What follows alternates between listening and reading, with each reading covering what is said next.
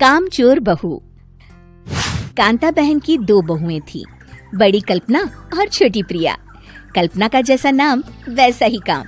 सारा दिन कल्पनाओं में रहती, ना कोई काम करती ना कोई धाम। अरे कल्पना बहू, जरा अच्छी सी चटनी पीस दे, आज कुछ मजेदार खाने का मन है। पेट में जलन हो जाएगी माँ जी बुढ़ापे में, और वैसे भी मेरा काम करने का वक्त शाम का है, आप प्रिया को ही बोल दो। इतना कहकर कल्पना वहाँ से चली जाती है। कांता कल्पना के ऐसे रवैये से काफी परेशान रहती हैं। मैं बना देती हूँ माँ चटनी। ऐसा बोलकर प्रिया माँ को चटनी बनाकर प्लेट में खाने को देती है कि तभी वहाँ कल्पना आ जाती है। अरे वाह चटनी, जरा चख कर तो देखूं, बड़े दिन हो गए। अरे नहीं बहू, तू तो रहने ही दे चटनी खाना, पेट में जलन हो जाएगी। इतना कहकर कांता और प्रिया दोनों हंसने लगते हैं।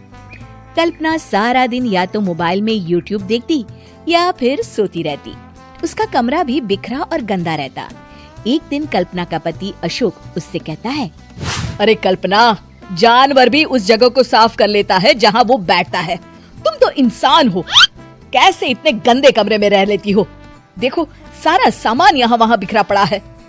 ज्यादा अपनी माँ का बोल ना बोलो। हाँ, कमरा तुम्हारा भी तो है, गंदा लग रहा है तो साफ कर लो। पता नहीं तुम्हारे साथ मैं कैसे जिंदगी बिताऊंगा। इतना कहकर अशोक वहाँ से चला जाता है। कल्पना बस खाना खाने कमरे से बाहर आती और फिर से कमरे में चली जाती। इससे कांता बहन काफी परेशान रहती। एक दिन प्रिया कांता से कहती है, माँ, मैं सारा दिन काम करके थक जाती हूँ, आप कल्पना दीदी से कहिए ना कि सुबह और शाम का काम बांट ले। मैं तो अब सिर्फ एक वक्त का ही काम करूँगी। हाँ। अरे तू वो भी ना करना, एक बहू तो कामचोर थी ही, दूसरी भी आ गई काम ना करने के बहाने लेकर। तभी वहाँ प्रिया का पति रमेश आ जाता है।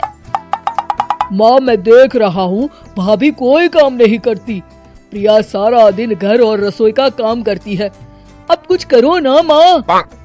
कांता मन में कुछ सोचती है और कल्पना के पास जाती है। कल्पना फोन पर मेकअप करना देख रही होती है। कल्पना, तुम सारा दिन बस मोबाइल देखती हो, घर का कोई काम भी कर लिया करो।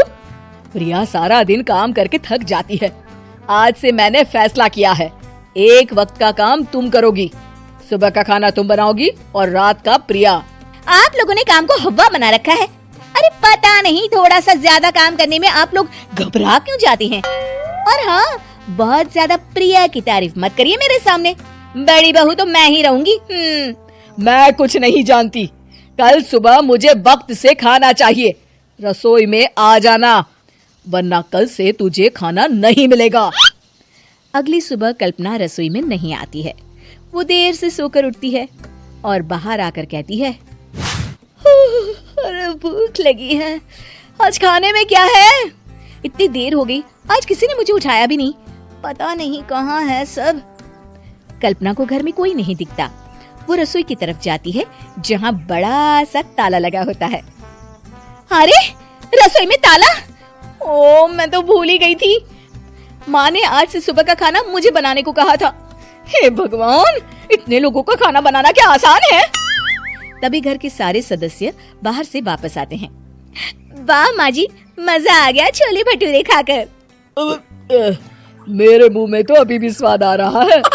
अरे कल्पना, तेरे भरोसे रहते तो हम तो भूखे ही रह जाते।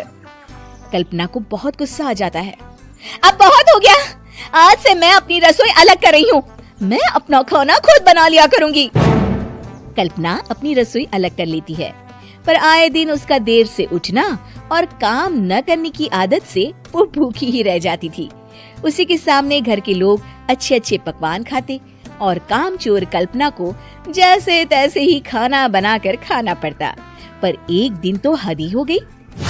माँ, दीदी आज सुबह से कमरे से बाहर नहीं निकली, हमें जाकर देखना चाहिए। सो रही होगी कामचोर कहीं की, पर तुम कहती हो तो चलो देख लेते हैं उसे। कल्पना कमरे में पेट पकड़कर बैठी होती है। हाय मेरा दर्द, पेट दर्द के मारे मर रही हूँ मैं।